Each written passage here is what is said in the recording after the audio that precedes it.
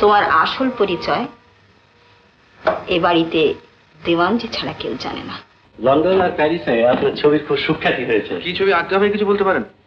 একটি মুখ, যে মুখটি দেখবার জন্য রানীমা আজও বেঁচে আছেন। দেওয়ানজি, আরে আসুন আসুন, ইনি এসেছেন ছবি আঁকতে। আচ্ছা, আপনার তো কাল আসবার কথা ছিল, আমি সেই মতো গাড়ি পাঠাবার বন্দোবস্ত করেছিলাম। আগে হাতে কোনো কাজ ছিল না, তাই বেরিয়ে পড়লাম। তা বেশ করেছেন।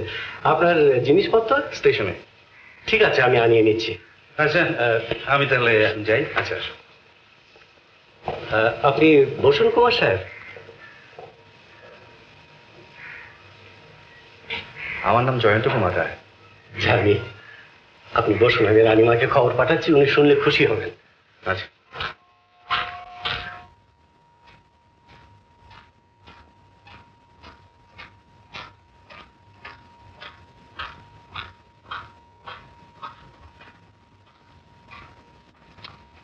ফুলমালা, একে নিয়ে বসা।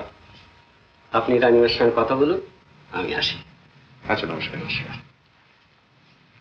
আপনি বসুন, রানীমা আসছে।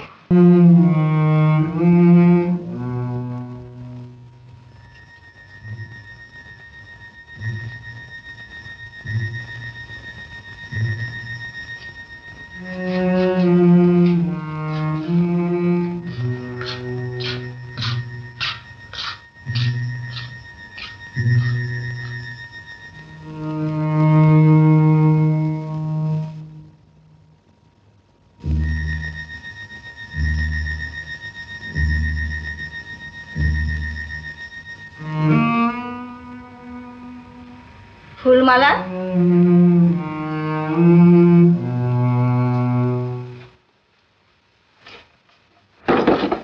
ফুলমালা, আমি না ডাকা পর্যন্ত বাইরে অপেক্ষা কর, কেউ যেন না আসে।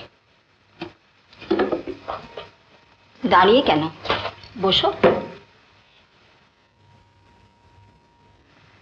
ঠিক মায়ের মতো মুখ। তোমার দিদিমার সঙ্গে আমি সই পাতিয়েছিলাম। এই যে আংটিটা দেখছো, ঠিক এইরকম আরেকটি আংটি তারও হাতে ছিল। সে অনেক দিনের কথা। আমাদের দুজনেরই ইচ্ছে ছিল বিন্দুবাসিনীর সঙ্গে আমার ছেলে বসন্ত নারায়ণের বিয়ে হোক, কিন্তু তা হলো না। মাফ করবেন, আমাকে এখানে ডাকা হয়েছিল বোধহয় কতগুলো ছবি আঁকার জন্য। জানি আজ তুমি ক্লান্ত, বিশ্রাম করো। কাল সময় মতো আমি ডেকে পাঠাবো। ফুলমালা, দেওয়ানজিকে ডেকে দে আর একে সঙ্গে করে নিয়ে যা। আসুন। জয়ন্ত, একটা কথা।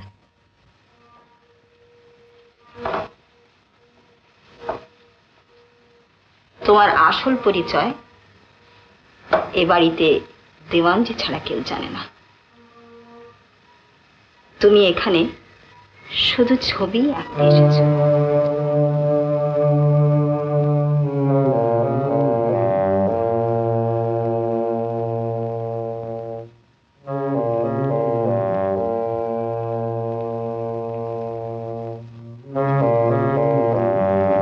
দেব নক্ষত্র নারায়ণী এই বংশে প্রথম ধর্মের ভিত্তি স্থাপন করেন ভবানী মূর্তি প্রতিষ্ঠা করে। আর আগে কত পাপ দিতে জমেছিল, কত মানুষকে যে গুপ্ত সুড়ঙ্গে নিয়ে গিয়ে গুম খুন করা হয়েছিল। কে? রঘু, রাজবাড়ির আলো তদারককারী।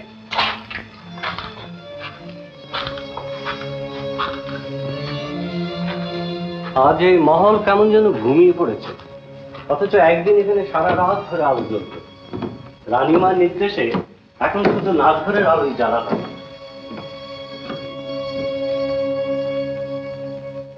আচ্ছা, আমি যে ছবি আঁকি রানীমা কি করে জানলেন? আমি খোঁজ দিয়েছিলাম। বছর দুয়েক আগে আপনি জয়পুর আর্ট কলেজ থেকে পাশ করেছেন। লন্ডন আর প্যারিসে আপনার ছবির খুব সুখ্যাতি হয়েছে। কি ছবি আজ্ঞা ভাই কিছু বলতে পারেন? একটি মুখ, যে মুখটি দেখবার জন্য রানীমা আজও বেঁচে আছেন। ও হ্যাঁ, তা এই আপনার ঘর। নিতাই রইল, যখন যা দরকার ওকেই হুকুম করবেন। যাক। আচ্ছা, আজ তাহলে আমি আচ্ছা।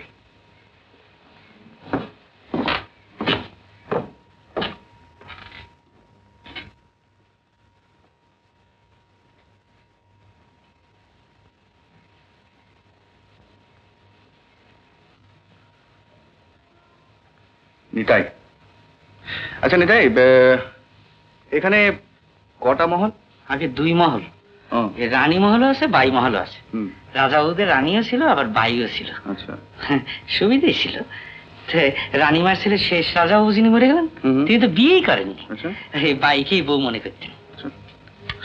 তা এদিকে তো বড় একটা কেউ আসে বলে মনে হয় না। আগে আসে আসে আসেন। ইয়ে বাদুর আসে, শামসিকে আসে, আর তেনারা আসেন।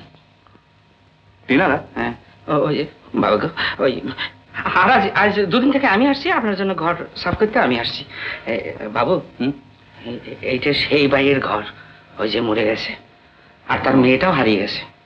রানীমা ছাড়া সবাই জানে যে মেয়েটা মরে গেছে। রানীমা মরে গেলে তার সমস্ত সম্পত্তি ও দর্প ঠাকুর পাবে তো। দর্প ঠাকুর? ও হ্যাঁ, ওই যে দর্প ঠাকুরের রেতের ঘর।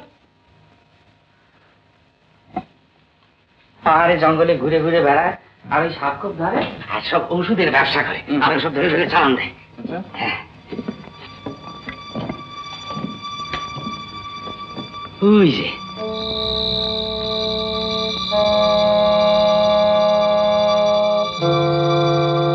সন্ধে হয়ে গেলে বাবু দপ্প ঠাকুরের আর টিকিটই দেখতে পাবেন না।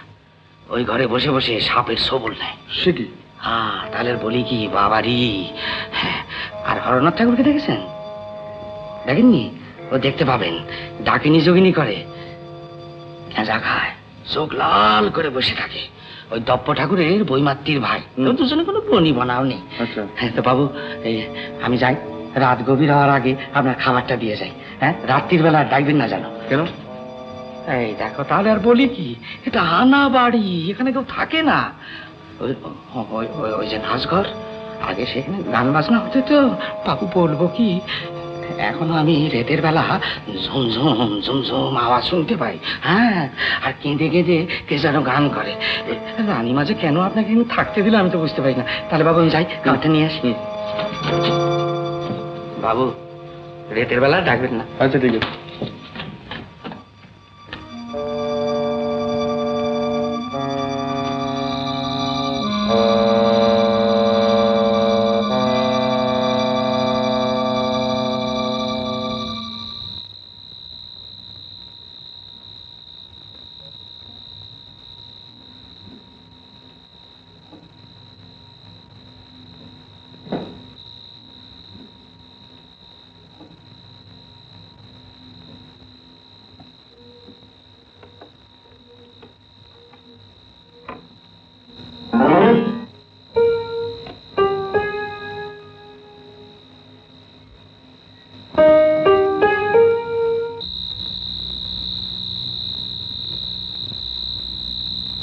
উত্তম কুমারের সেরা সিনেমা দেখতে হলে ডাউনলোড করুন ক্লিক অ্যাপ।